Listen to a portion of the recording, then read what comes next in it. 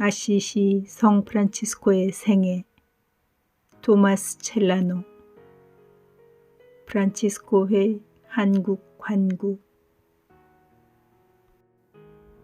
제2생애 제2부. 그가 당한 유혹들.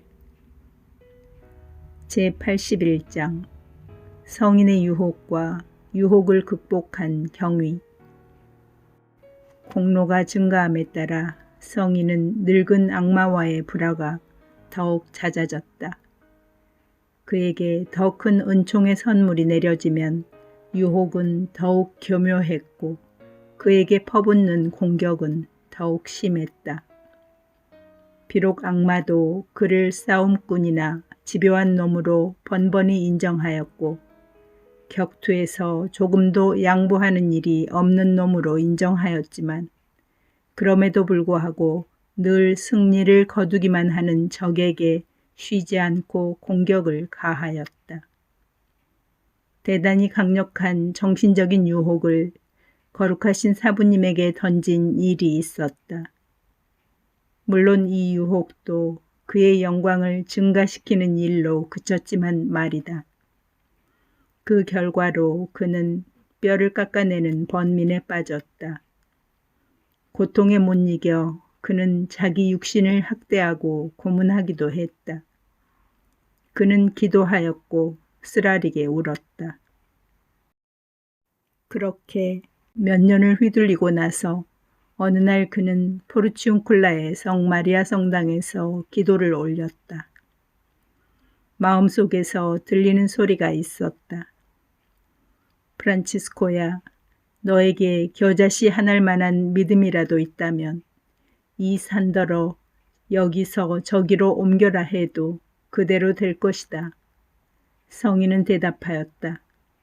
주여, 어떤 산을 제가 옮기기를 바라십니까? 또 들리는 소리가 있었다. 그 산은 너의 유혹이다. 프란치스코가 울음을 터뜨리며 말하였다.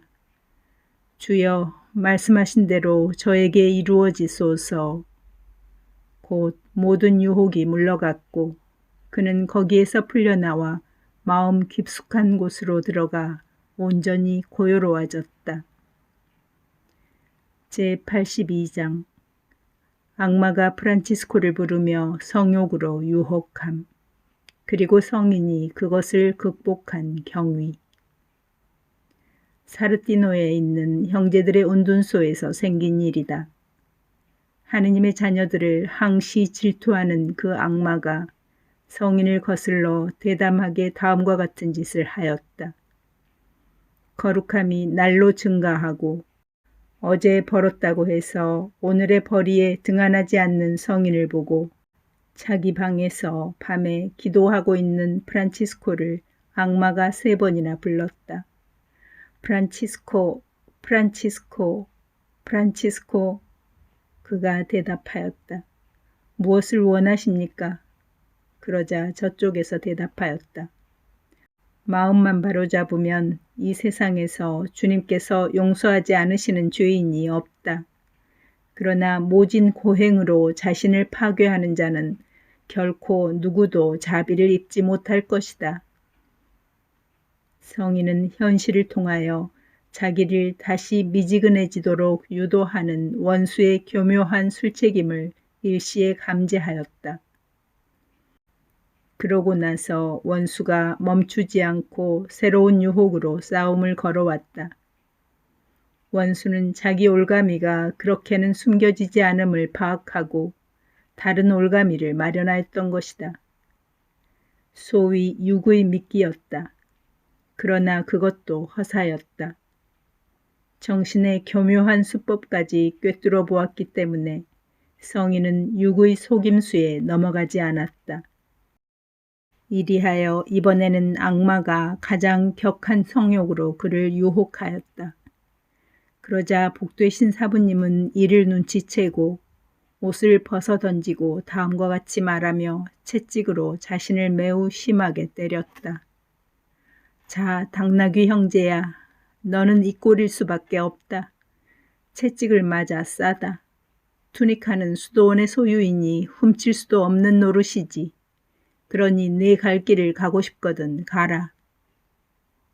그러나 그는 사지가 부르트도록 매질을 해도 그 유혹이 그를 떠나지 않았음을 알고는 방문을 열고 뜰로 나가서 눈더미에 알몸으로 뒹굴었다. 눈을 한 움큼씩 쥐어서 그것으로 눈사람 7덩어리를 만들었다. 그리고 그것들을 자기 앞에 놓고 자기 몸에게 말하였다. 보라, 이 조금 큰 것은 너의 마누라다. 그리고 이것들 넷은 너의 2 아들이고 2 딸이다. 나머지 2은 너에게 시중 들어야 할 너의 종과 하녀다. 서둘러서 이것들의 옷을 입혀라. 얼어 죽을 지경이니 말이다. 이것들을 보살피는 일이 그다지도 짐스럽다면 하느님 한 분만이라도 열성적으로 섬겨라. 그제서야 악마가 당황하여 재빨리 사라졌다. 그렇게 하여 성인은 하느님의 영광을 노래하며 자기 방으로 돌아왔다. 마침 그때에 기도를 하고 있던 어느 영적인 형제 하나가 밝은 달빛 아래 이 모든 장면을 환히 지켜보았다. 성인이 후에 이 형제가 자기를 그날 밤에 본 것을 알고 심히 당황하여 자기가 이 세상에 살아있는 동안에는 그것을 아무에게도 이야기하지 말라고 신신당부하였다. 제83장 어떤 형제를 유혹에서 구해줌, 그리고 유혹을 통해서 얻는 선. 유혹을 견디고 있던 형제 하나가 우연한 기회에 성인과 단 2이만 있게 되었을 때 프란치스코에게 말하였다. 자애로우신 사부님, 저를 위해서 기도해 주십시오. 그렇게만 해주신다면 저는 그 즉시 유혹으로부터 해방되리라 믿어 의심치 않습니다. 사실 그 유혹은 저의 힘에 부칩니다. 그리고 사부님도 이것을 알고 계시리라 생각합니다. 성 프란치스코가 그에게 말하였다. 아들이여, 당신에게 그러한 유혹이 있는 까닭에 나는 당신이 진실로 더욱 하느님의 종이라 생각하니 나의 이 말을 믿으시오. 그리고 이걸 좀 아시오. 당신이 유혹을 받으면 받을수록 당신은 나에게서 더욱 사랑을 받을 것입니다. 그리고 그가 덧붙였다. 나는 진심으로 당신에게 이 말을 합니다. 아무도 유혹과 시련이 완전히 거칠 때까지는 스스로를 하느님의 종이라고 여겨서는 안 됩니다. 이겨낸 유혹은 그가 말하였다. 어떤 의미로는 주님께서 당신 종의 영혼을 당신의 신부로 맞아들이시는 반지입니다. 오랫동안 쌓아놓은 공로를 늘어놓는 이들이 많고 어떤 유혹도 당하지 않은 것을 기뻐하는 이들도 많습니다. 그러나 그들은 겁만 주어도 싸움 앞에서 무너지는 까닭에 주님께서 그러한 사람들에게는 그들의 연약함을 고려하셨다는 것을 알아야 합니다. 덕행이 완전하지 않은 경우에는 격렬한 싸움이 사람 앞에 가로놓이는 법은 거의 없기 때문입니다. 악마들이 프란치스코를 친 방법. 제84장 악마들이 그를 공격한 방법, 그리고 대저택의 뜰을 피해야 함. 이 사람은 사탄한테 유혹으로 공격을 받았을 뿐 아니라 사탄과 백병전까지 치렀다. 거룩한 십자가의 레오 추기경으로부터 당신과 함께 로마에 잠시 머물러 달라는 청을 받고 그는 좀 떨어져 있는 곳에 9개의 둥근 천정으로 된 성체를 택하였다. 성체의 둥근 천정은 마치 운둔자들을 위한 작은 방과 같았다. 그가 거기서 하느님께 열렬히 기도를 바친 다음 쉴 참이었는데 그 첫밤에 악마들이 침입하여 하느님의 성인과 적개심에 불타는 싸움을 벌일 채비를 하였다. 악마들이 그를 한참 지독스럽게 두들겨 팼다. 그리고 마지막에 반쯤 죽여놓고 그를 떠나갔다. 악마들이 사라지고 성인은 호흡이 돌아오자 둥근 천정 밑에서 자고 있는 그의 동료를 불러 그가 오자 말하였다. 형제여, 혼자 있기가 무서우니 내 곁에 있어 주었으면 좋겠습니다. 조금 전에 악마들이 나를 쳤습니다. 성인은 마치 심한 열병에 걸린 사람처럼 와들와들 떨며 사지를 흔들고 있었다. 그렇게 온 밤을 뜬 눈으로 새우고 나서 성 프란치스코가 자기 동료에게 말했다. 악마들은 우리가 분에 넘쳤던 것을 벌하시려고 주님께서 도구로 쓰신 우리 주님의 부하들입니다. 하느님의 종이 이 세상에 사는 동안 그 종에게 하느님께서 벌하시지 않은 것이 남아있지 않다면 이는 크나큰 은총의 표시입니다. 나는 하느님의 자비로 보속하게 되어 씻어내지 않은 죄가 내 기억에는 하나도 없습니다. 그분은 부성적인 자비로 내가 기도할 때나 관상을 할 때에 그분을 즐겁게 해드리는 것과 불쾌하게 해드리는 것이 무엇인지를 황공하옵게도 나에게 늘 보여주셨기 때문입니다. 내가 높은 사람들이 사용하는 이 좋은 뜰에 머무르는 것이 다른 사람에게 좋은 표양이 되지 못하기 때문에 그분의 부하들이 나를 공격하도록 허락하신 것 같습니다. 가난한 곳에서 살고 있는 나의 형제들이 내가 추기경님들과 함께 머물고 있다는 것을 들으면 아마 내가 많은 안락을 누리고 있는 것이 아닌가 할 것입니다. 그러니 형제여, 내가 이 좋은 뜰을 떠나 고초를 견디며 그 같은 일을 참아내고 있는 형제들을 강하게 하는 것이 다른 이들에게 하나의 모범으로 되어 있는 나에게 아주 좋은 일이라고 생각합니다. 그리하여 다음 날 아침 그들은 추기경에게 가서 상세히 이야기를 한 다음에 작별 인사를 하였다. 그러므로 궁정사목을 하는 형제들은 이 사실을 주목하시라.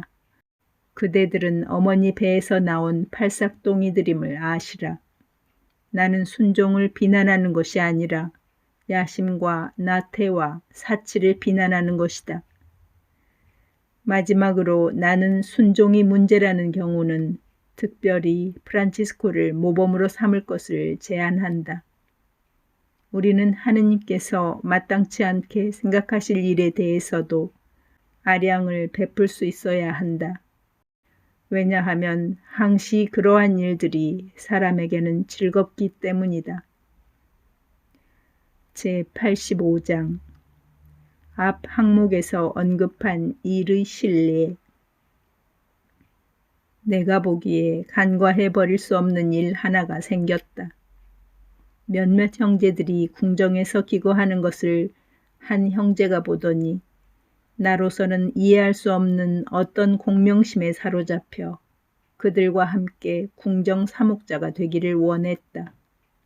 그는 온통 궁정에 대한 생각뿐이었다. 그러던 어느 날 밤 그가 잠에서 그러한 형제들이 거처하는 곳을 벗어남으로써 형제들과의 생활에서 격리되어 있는 것을 보았다. 그는 그들이 매우 더럽고 지저분한 돼지밥 그릇에서 사람 똥과 뒤섞여 있는 완두콩을 먹고 있는 것도 보았다. 이것을 보자 그는 기겁을 하여 날이 밝기 훨씬 전에 잠을 깨서 더 이상 궁정에 갈 뜻을 품지 않게 되었다. 제86장 어느 한적한 곳에서 악마의 공격을 견디어냄, 그리고 어떤 형제의 환시. 성인이 한 동료와 함께 민가에서 꽤 멀리 떨어진 곳에 있는 성당에 간 적이 있었다.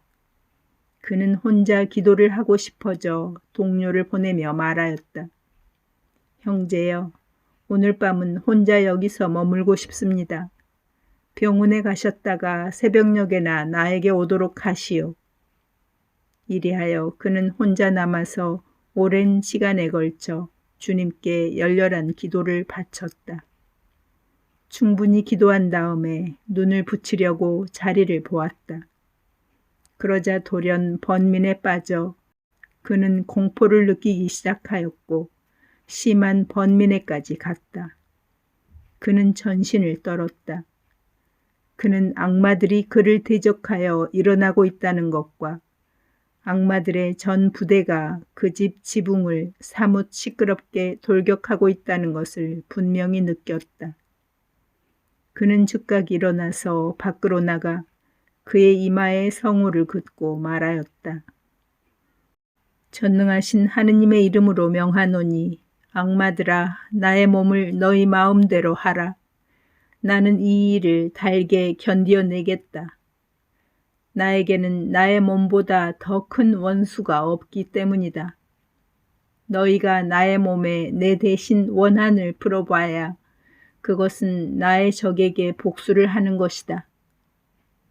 악마들이 그의 마음을 놀래키려고 집합했다가 비록 그의 몸은 말을 안 들어도 그의 마음은 간절하다는 것을 보자 당황하고 무안스러워 황급하게 사라졌다. 아침이 되어 그의 동료가 그에게 돌아왔다. 그는 성인이 제대 앞에서 부복하여 있는 것을 보고 성가대석 뒤에서 기다렸다. 그리고 십자가 앞에서 잠시 열렬히 기도를 올렸다. 그런데 이게 웬일인가? 그는 탈원 상태에 들어간 것이다. 그는 하늘의 수많은 옥좌 가운데에서 다른 것들보다 더 영예로운 옥좌 하나를 보았다. 그 옥좌는 보석으로 꾸며져 있었고 지극한 영광으로 현란하였다. 그는 이 고귀한 옥좌에 내심 놀라서 그 옥좌가 누구의 차지가 될까 하고 가만히 어림해 보았다. 그가 이러한 일들을 어림하고 있는 동안 그에게 어느 한 소리가 들렸다. 이 옥좌는 타락한 천사들 중에 한 천사의 것이었었다. 그러나 이제는 겸손한 프란치스코를 위해서 비워두고 있다. 그 형제는 끝에 가서 정신을 가다듬고 복되신 프란치스코가 기도를 마친 것을 알았다. 그러자 다급하게 프란치스코의 발 아래 십자가 모양으로 부복하여 이 세상에 살고 있지 않고 벌써 천국에서 다스리고 있는 듯한 그에게 말하였다. 사부님, 저의 죄를 벌하지 않으시도록 하느님의 아드님께 저를 위하여 기도해 주십시오. 하느님의 사람이 손을 뻗어 그를 일으켜 세우고 그가 기도 중에 무언가를 보았다는 것을 직감하였다. 마지막에 함께 자리를 뜨며 그 형제가 복되신 프란치스코에게 질문을 던지며 말하였다. 사부님, 사부님은 자신을 어떻게 생각하십니까? 그가 대답하였다. 나는 죄인 중에 가장 큰 죄인으로 여겨집니다. 왜냐하면 하느님께서 어떤 악한을 이만큼 큰 사랑으로 보살피셨다면 아마 그는 나보다 10배는 더 영적인 사람이 되었을 것이기 때문입니다. 이 말에 성령이 즉각 그 형제의 마음 안에서 말하였다. 네가 본 환시는 참으로 사실임을 알아라. 바로 겸손이 이 지극히 겸손한 사람을 오만으로 잃어버린 그 옥좌에 올려놓을 것이니 말이다.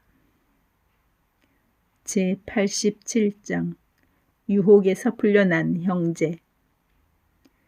수도원에서 오랜 기간 수도 생활을 한 영적인 형제 하나가 극심한 육의 유혹에 괴로움을 겪다가 거의 절망의 늪에 빠질 지경이 되었다. 나날이 그의 고통은 가중되었고 양심까지도 이제는 세심증에 걸려 아무것도 아닌 일을 가지고 고백성사를 보게끔 하였다. 만약에 그가 유혹에 조금이라도 떨어졌다면 그렇게 열성적으로 성사 보는 것을 이해할 수 있지만 단지 유혹을 느꼈다는 것만으로는 그렇게 열성적으로 성사 보는 것은 좋은 일이 못 된다. 그로서는 너무 창피스러웠던 나머지 한 사제에게 모두를 알리기가 망설여져 죄가 전혀 없었는데도 불구하고 그의 잡념들을 나누어서 서로 다른 사제에게 부분적으로 고백하였다. 그러던 어느 날 그가 복되신 프란치스코와 거닐게 되었다. 성인이 그에게 말하였다.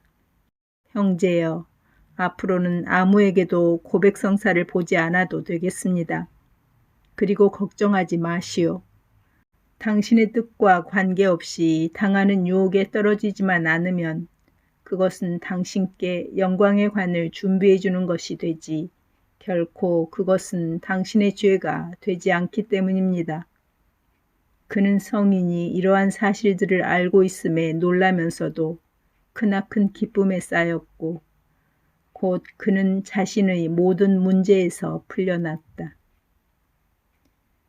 마음의 참 기쁨 제88장 마음의 기쁨과 그에 대한 프란치스코의 노래 그리고 시르이가 가져오는 해로움. 성 프란치스코는 원수의 수많은 올가미와 간계에 대항하는 가장 안전한 대처는 마음의 기쁨을 누리는 것이라고 하였다. 그가 말하곤 했다. 악마는 하느님의 종에게서 마음의 기쁨을 채갈 수 있을 때 통쾌해야 합니다.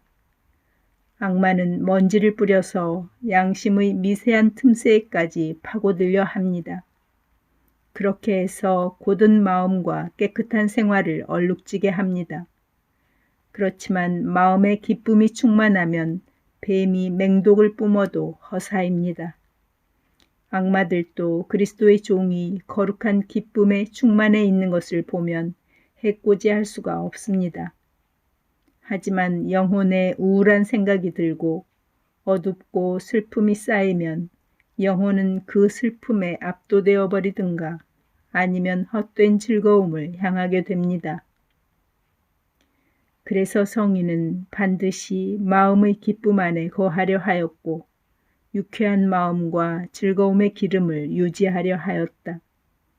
그는 대단한 주의를 기울여 시르이라는 치명적인 병을 피하였고 조금이라도 마음이 시르이를 느끼면 가차없이 기도로 달려갔다. 그가 말하곤 하였다. 하느님의 종이 있을 수 있는 일인데 만약 어떤 형태로든지 마음이 혼란스러워지면 당장 일어나 기도해야 하며 구원의 기쁨이 다시 채워질 때까지 지극히 높으신 아버지의 현존 안에 머물러 있어야 합니다.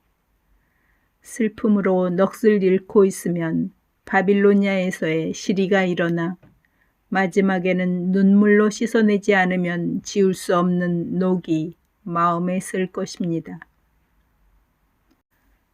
제89장 천사들이 뜯는 기타 소리.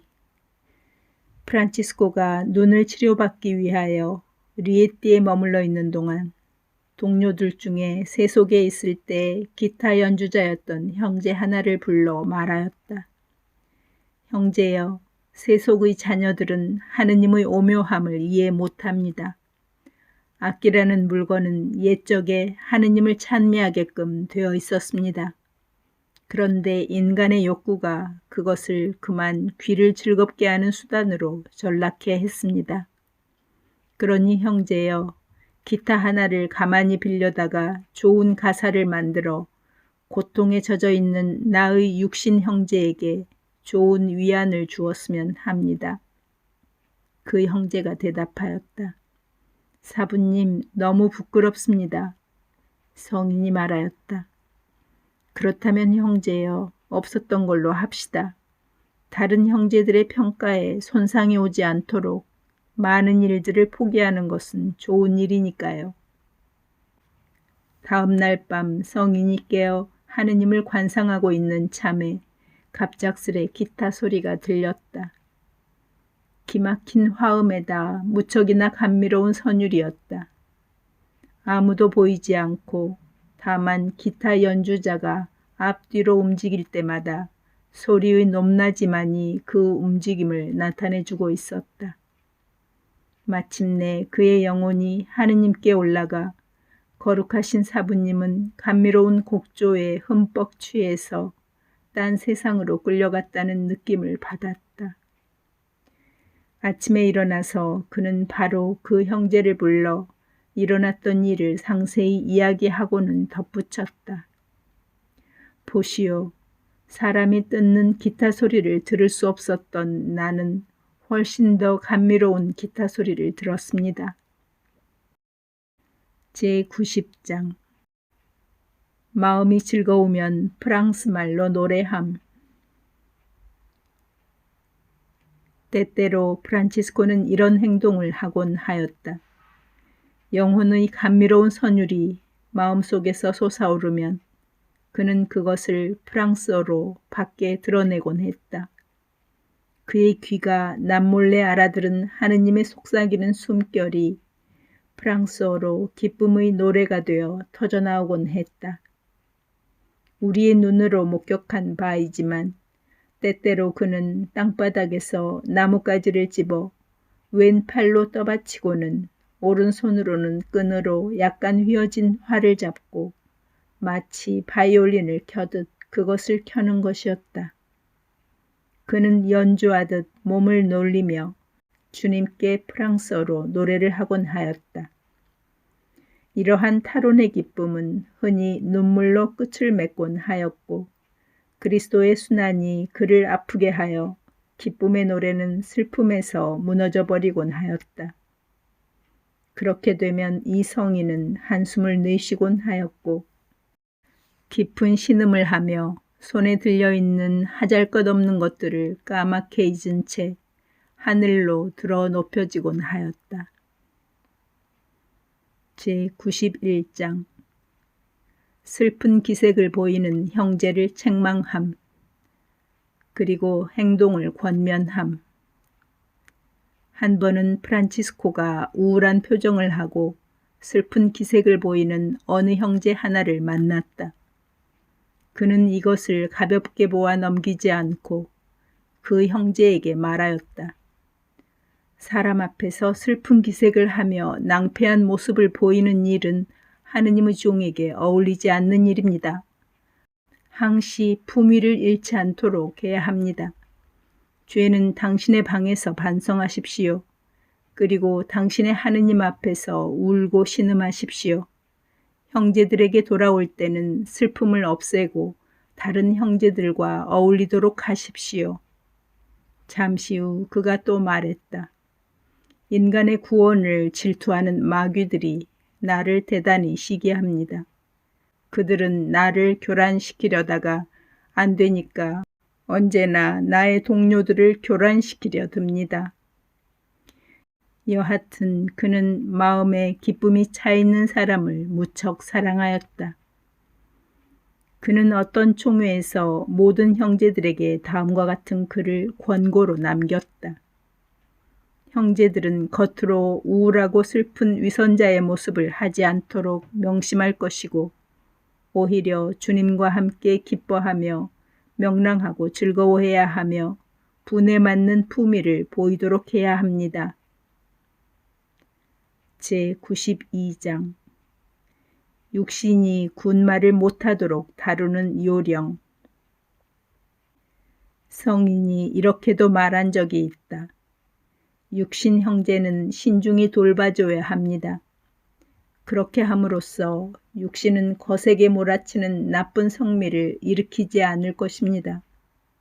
그렇게 함으로써 육신은 깨어 있어도 피곤할 줄을 모를 것이며 기도 중에도 참고 견딜 것이며 불평할 기회를 갖지 못할 것입니다. 육신이 이렇게 말하는지 모릅니다. 나는 허기져서 약해졌습니다. 나는 당신의 수련이 부담스러워 견딜 수가 없습니다. 그러나 만일 충분한 음식을 취하고도 그렇게 투덜대면 게으른 짐승은 따끔한 맛을 보아야 하고 굼뜬 당나귀에게는 회초리밖에 남아있는 것이 없다는 사실을 아십시오. 이것은 가르칠 때뿐이지 사실 지극히 거룩하신 사부님의 행동은 당신 말씀과 다르다. 그는 무고한 자기 육신을 지배하여 매와 궁핍으로 다스렸고 애매하고도 무자비하게 자신의 몸을 학대했다. 그의 뜨거워진 마음이 이미 육신을 가볍게 만들어 놓음으로써 그의 육신도 대단히 거룩해져서 영혼이 하느님을 목말라 하듯이 육신도 그 몇 배로 하느님을 목말라 하였다.